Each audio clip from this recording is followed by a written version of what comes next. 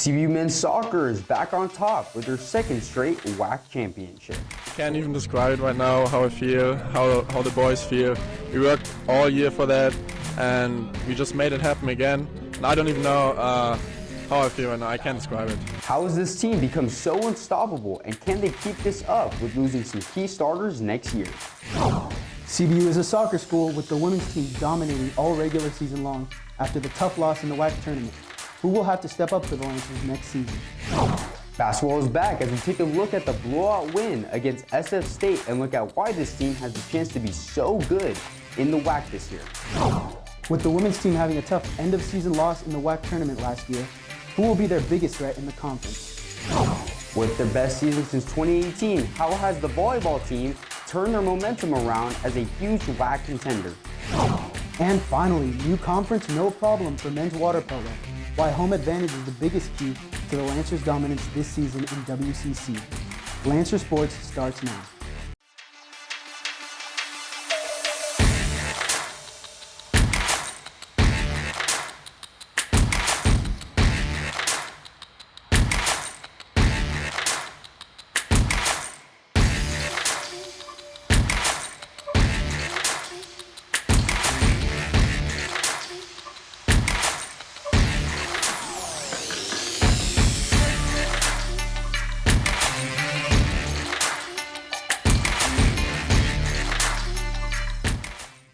Good evening, Lancer Nation. I'm Zach Ibarra.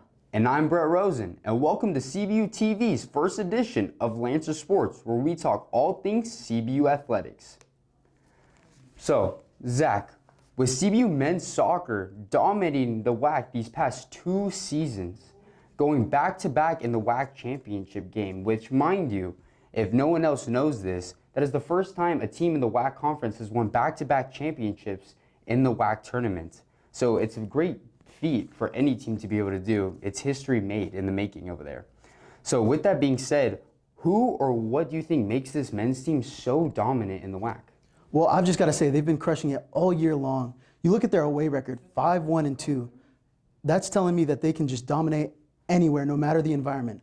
It doesn't matter, even at home, they're really good, 8-5-4. So they can crush and dominate no matter where the place is played, no matter the crowd or the noise.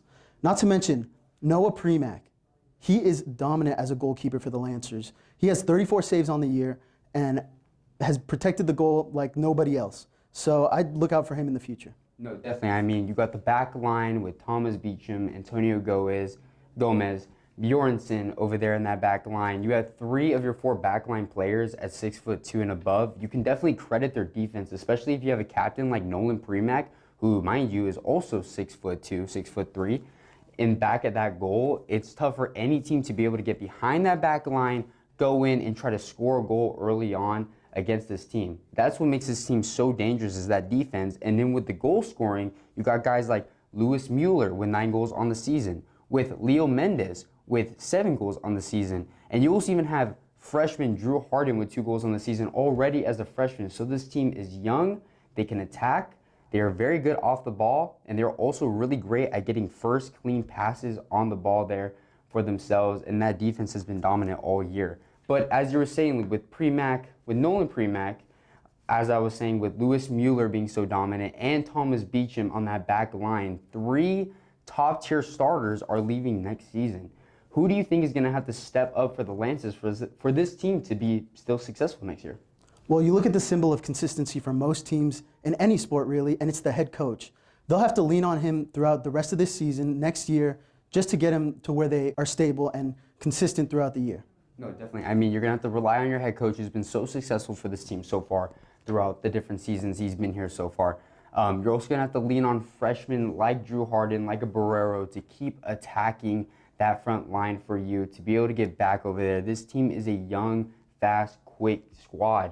They don't have too many seniors graduating, but they are having some key players leaving next season, and they're definitely going to have to rely on the recruitment process. They're going to have to rely on captains like Drew Harden, again, who has started in big games like the semifinal game in the WAC, like the championship game in the WAC, and you're also going to rely on the young goalkeeper for the Lancers, who started their first few games in the regular season and preseason in front of Nolan Premack.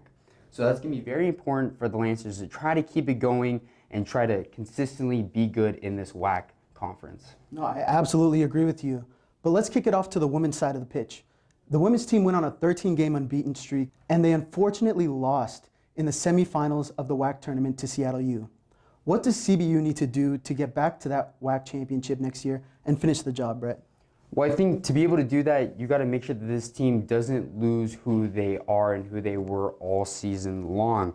I mean, this women's team was great at home. They lost barely any games at home, and they were on a 13-game unbeaten streak in total with a couple ties and mostly wins. I mean, this team was hot in the WAC conference. They were one of the better teams coming in other than Utah Valley. However, what they are missing, which I believe they got to do to be able to step up and make that next step next year, to be able to be a key contender in the WAC again, is to have someone they can rely on, and that is your go-get-'em player. A player that's going to go out there and score a bunch of goals like a Utah Valley has in Faith Weber, who has scored multiple games. She had a game against USC where she scored a hat trick, Zach, and you know, we don't have that type of player just yet on this CBU roster that's going to be able to come in, take over a game one-on-one.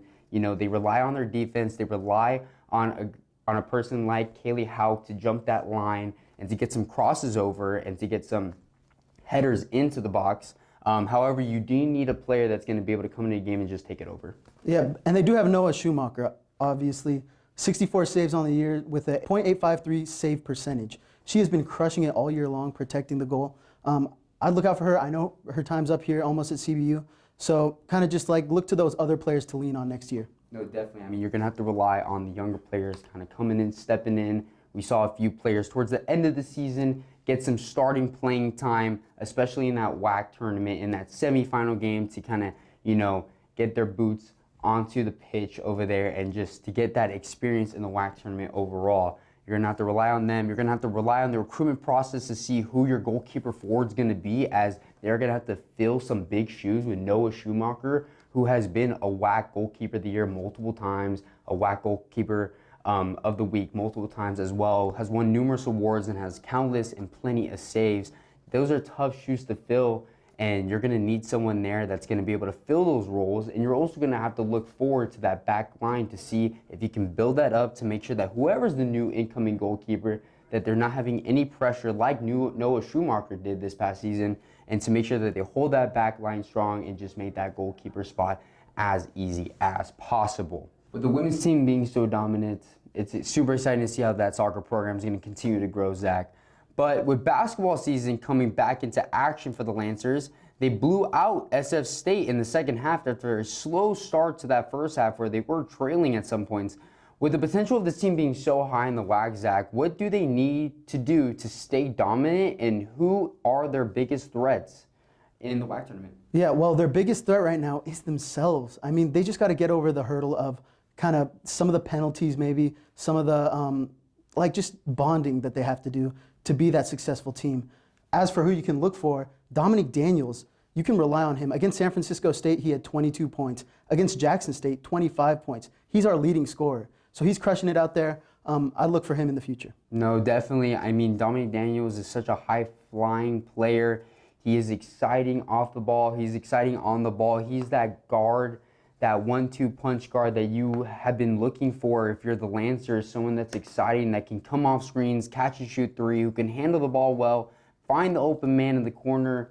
You know, he's at 5'8", but trust me, Zach, he's got some hops. He can dunk. He can get up there with anyone on the floor there. I mean, this team also has to be able to be better at rebounding. Last year, they would get beat off the glass for the boards. You are looking for your guys like Hunter Goodrick, who is returning for you, who is that veteran player for you to come off and grab a bunch of rebounds. He's already had 25 rebounds this season so far. So far, Hunter Goodrick, a guy like that, is stepping towards the right direction for the Lancers, helping them out so far with the boards there. And then you also have a guy like Brantley Stevenson coming from Cal Poly, who has played very well for Cal Poly. And last year he played against the Lancers and, you know, gave us a run for our money. He was there on offense, shooting on all cylinders. He was there on defense, getting a bunch of steals against us and giving us a bunch of turnovers. So definitely that is a player that I'm excited about, not to play against, but to root for here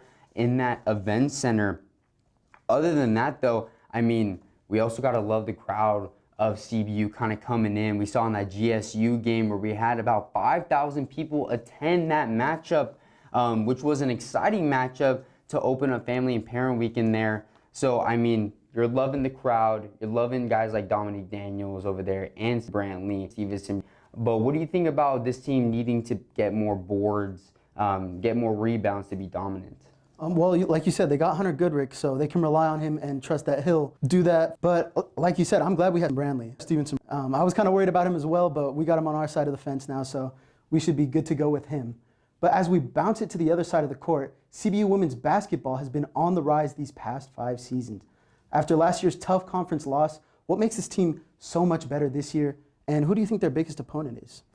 Well, I love this team because last year their overall record was 22-13, conference record was 13-5, so this was a very well-rounded team last year who was very good. However, what took them away was their turnovers per game, where they had about 15.6 turnovers per game. That is not something you necessarily want for your team, because turnovers are going to result to points for the other team, and those are easy pickings for any Division I basketball team to use against you. That's something that hurt them in the WAC tournaments, and if they want to get back to where they were last year, they're going to have to rely on that, especially with missing some key players from last year, like a Trinity San Antonio. You're going to need some of these players to kind of step up. They got some young freshman players coming in who are lights-out shooters, so I'm excited to see how this team can continue to space the floor like they have done so many years, and to see how dominant this team can be with being a very fast-paced team up and down the court.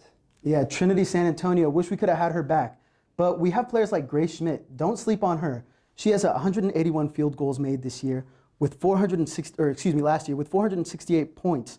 That is incredible production from Grace Schmidt. And she was definitely their second leading scorer behind San Antonio. So rely on her and just get her the ball. No, definitely. You're going to want to feed the paint beast there in Grace Schmidt, as she was amazing for the Lancers all season last year, won a couple WAC Player of the Week awards over there.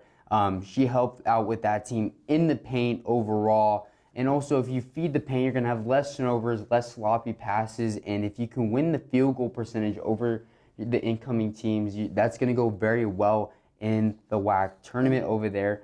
But as you were saying earlier about who I think their greatest competitor is going to be, I think it'll be GCU. Just because I am a little biased on this, I did read a little bit ahead of time, but in the coaches poll, the WAC signified GCU as the #1 ranked team in the preseason coaches poll standings there. So I think that GCU will be that team to beat in the WAC tournament. What do you think, though, about the team to beat there? I mean, I got to agree with you. They're 21-10 last season. Kind of a good record, I'd say. But they have players like Chloe Webb, who's a defensive animal. 6 steals so far this year. 5 field goals made out of, 14 field goals attempted. So not a bad average right now. So rely on her to protect the paint, against GCU in the future. No, definitely. And I mean, if you had to say these are early season pick options, personally, I think CBU men's team can be a top 3 team at their best. Women's team have the potential to be the #1 team in the conference. What do you think really quick on their rankings? Yeah, CBU men's team, I'm putting them at the top. I think they have what it takes to keep the ball rolling. And, same for women's team. I mean, we see where they've been these past few seasons, balling out, recently winning a WAC championship. So I'd lock them at the top of the rank. Okay, so those were some really early on season standing projections from me and Zach. However, the women's volleyball team has had their best record since the 2018 season. Who is credited for their success, Zach, and how can they keep the success going, especially with them heading into the WAC tournament and even for future later on matches? Yeah, Nicole Mauser, that's the name to look out for. 247 points this season. Service aces Mia Giroux, she's kind of dominating there with 47, as well as Michelina Rolla, 42 on the year with service aces. And then you got to look at blocks. Chandler Gorman, I know you love her, you're a fan of her. What do you think? No, Chandler Gorman has done amazing on the blocks with 86 on the season. I mean, that is what you're wanting to look for as the Lancers, is to be able to be so defensively sound, especially if you're coming into the WAC tournament, who, mind you, we were talking about GCU in basketball. That is their first matchup in the WAC tournament, is GCU, who they've had history against last year and this past season. So, you know, that's a team where you got to come in, you got to be defensively sound as a whole unit. You got to be able to come in, score early, win the early sets, so you're not having to come back in that matchup so far. We talked a little bit about GCU in their past matchup. This past season, Grand Canyon has had an overall record of 21-10, and GCU won their last game and matchup against CBU this past season, winning all 3 sets. A stat to kind of look out for is, we were talking about blocks. Well, they had a 9-2 block ratio over CBU. CBU only had 2 blocks, GCU had 9, and that's something that you just can't have if you want to come in and try to steal that one against the Lopes in the first round of the WAC tournament. Yeah, definitely want to polish that up, clean that up a little, because they are a dominant team. You can't lie about that. But let's move on to water polo. Usually teams that change conferences take a few years to transition, right? And unless you're the Lancers, a men's water polo team who has been dominant in the WCC, how have they been able to produce at that level? Well, this team has just had everything going for them so far. You know, it comes down to the record at 17-6, but that's not something to look for all the time. We're looking at conference record of 3-2, and they've been playing some amazing, great teams like a USC team, like a Harvard team, like teams like LMU, which are ranked number 16th in the country. Those are big squads and big schools that this team has been playing all season long in the preseason pool and in the regular season, kind of getting themselves ready and getting themselves in gear to play these in-conference matchups against them. Overall this season, they've had 482 goals. They have 14.6 goals per game, which is something that you want, and their shots per game is at 31. You want a bunch of shots going in. You know, they say quality over quantity, but the Lancers have done a great job with having quality and quantity on shots there. So when a team has both of those things going for them, it's really hard to kind of stop them going forward. And then you also got to credit Trevor Benj, their goalkeeper there, with 30 games played and 220 saves. He has a 43% save percentage, and he has 25 steals. So he's having a great year so far, and that is someone that they're going to have to rely on in the WAC tournament if they want to steal one in that WCC tournament and be successful going forward. You're absolutely right, but the only way they get that kind of production is if they're winning their sprints, which is basically like a tip-off in basketball. They got to get the ball, get possession, and score. And that's the only way you can do it in sprints, which happen every quarter. So they're getting possession, they're keep holding on to the ball and not really turning it over that much. No, definitely. I mean, this is a team that's fast-paced, they're quick. You know, they're winning their sprints against teams. They're playing some great teams in their conference, and they're giving them a run for their money. They're playing close games, and they're winning some. They've had players like Poole, like Trevor Benj, these players that are coming up, stepping up for them. They have a Cameron Coolin, who's their attacker, who has 58 goals on the season, and his shot percentage is 48% shot percentage-wise, and that's really good as an attacker. You want him to keep going, keep feasting, especially you want him to dominate in this tournament for you so far and try to steal one early. Definitely opens the door for him to succeed. No, definitely. Well, Zach, it's been a really big semester for CBU sports. Surely there have to be some show-stopping plays in the month of November, right? You're absolutely right. There have, Brett, been more than just a few show-stopping plays this month. Let's send it over to Laura Valevska with the Lancer Sports Top 5 Plays of the Month. Laura? Thank you, Zach. CBU Athletics have been dominating in November. Let's look at some of the craziest plays with the CBU TV Top 5 Plays of the Month. At number 5, we have CBU's volleyball with a full team effort, with a clutch save to start off the fury of essential passing, to get a solid spike to get the point. At number 4, we have men's water polo player Matt Olsen with a clean no-look shot against Cal State Fullerton, to open up that game where CBU won with a score 13-12. Entering our top 3 plays, we have a clean bounce pass from Dominic Daniels Jr. to a running Hunter Goodrick, who was set up for the slam against Jackson State University. With the number 2 spot, we have men's basketball guard Brantley Stevenson getting into his bag with the pump fake to a step back 3-point jumper against Jackson State defenders. CBU would win this matchup comfortably with 80-66 score. And lastly, to take our number 1 spot, we have Magic Luis Müller with a clutch header to open up the lead 1-0 against UNLV in the WAC championship game of a fantastic cross from Leo Mendes. This goal was a deciding factor in the matchup, where CBU took home the championship against UNLV with a score 2-1. Well, it was such an exciting month in CBU sports, and we were privileged with some jaw-dropping plays. That's all for this edition of CBU's Top 5 Plays of the Month. Back to you guys in the studio. Wow, it's crazy what some of these athletes can do. For sure. Thank you, Laura. That does it for this Lancer Sports Show. Remember to follow us on all our social media, and see you next time for CBU Sports with the Lancer Sports Show.